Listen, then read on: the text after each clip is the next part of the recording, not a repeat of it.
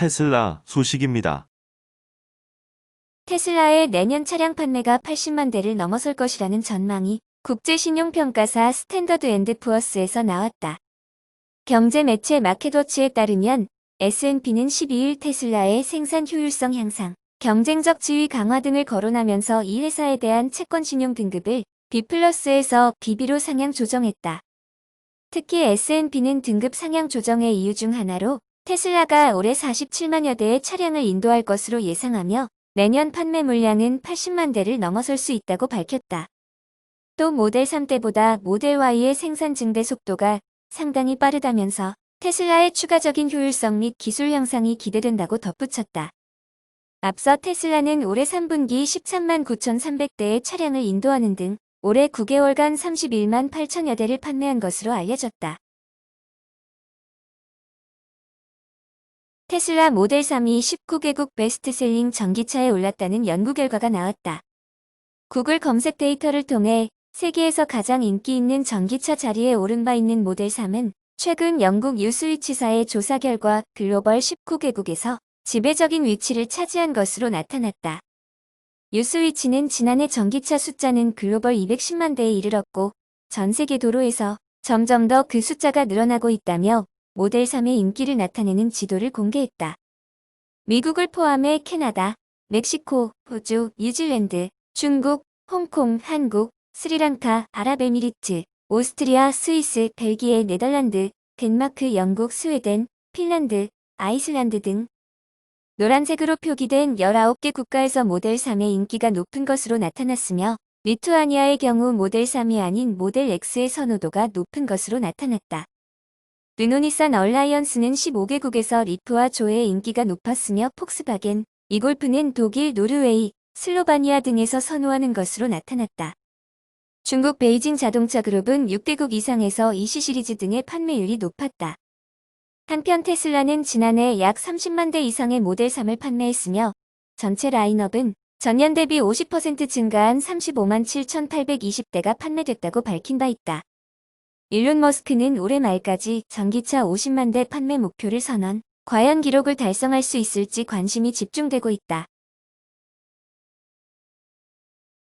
애플 소식입니다. 애플이 올해 3분기에 게임 앱스토어를 통해 110억 달러의 수익을 올린 것으로 나타났다고 가제트나우.com 등 IT 관련 해외 매체들이 11일 보도했다. 모바일 데이터 분석 플랫폼 앱 애니는 보고서를 통해 애플사가 게임을 통해 수익을 계속 늘리고 있다고 지적했다. 올해 3분기 애플의 앱스토어는 게임에서 110억 달러를 벌어들였다.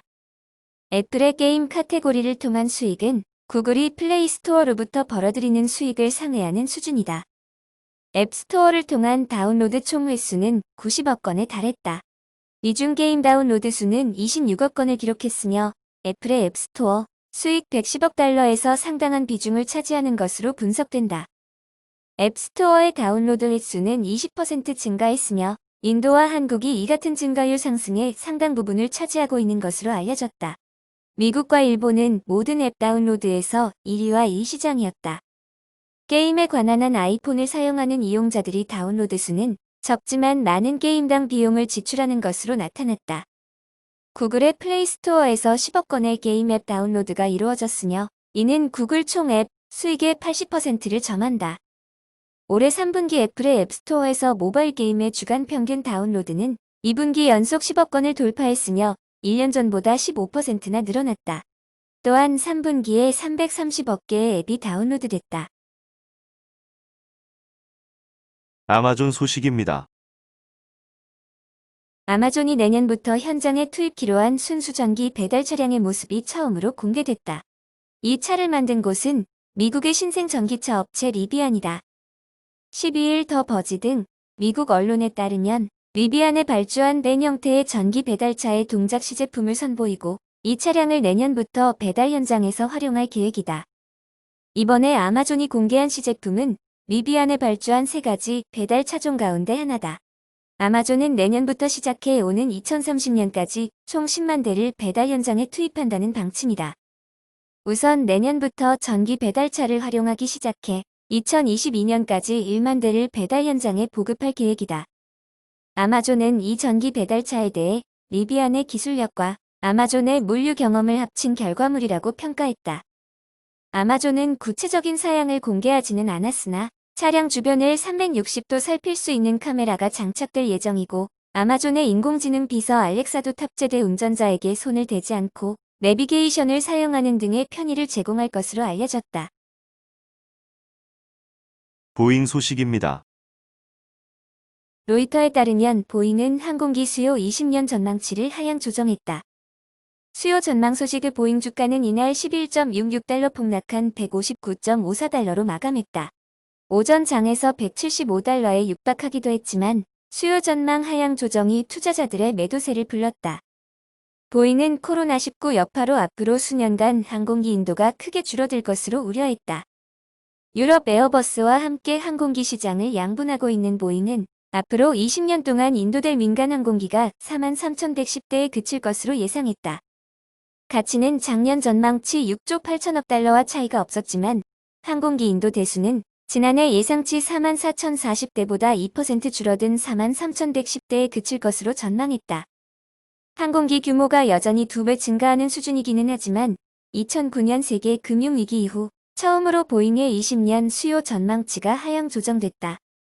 보잉은 또 사장 처음으로 앞으로 10년간 항공기 수요가 급감할 것으로 예상했다.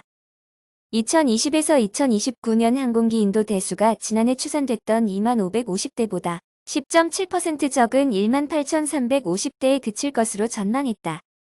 보잉 상업부문 마케팅 담당 부사장 데런 헐스트는 항공산업이 팬데믹으로 인해 심각한 충격을 받고 있다는 점이 뚜렷해지고 있다고 말했다. 항공 여객 수요는 연간 5% 증가할 것으로 예상된 바 있지만 현재는 전년비 4에서 4.6% 감소가 예상된다. 보잉은 또 이날 앞으로 20년 동안의 세계 경제 성장률 전망치도 2.7%에서 2.5%로 하향 조정했다. 주요 항공기 시장이 팬데믹으로 경기 침체에 빠진 뒤 나온 전망치 조정이다. 보잉은 그러나 2030년대에는 항공기 수요가 다시 회복될 것으로 기대했다.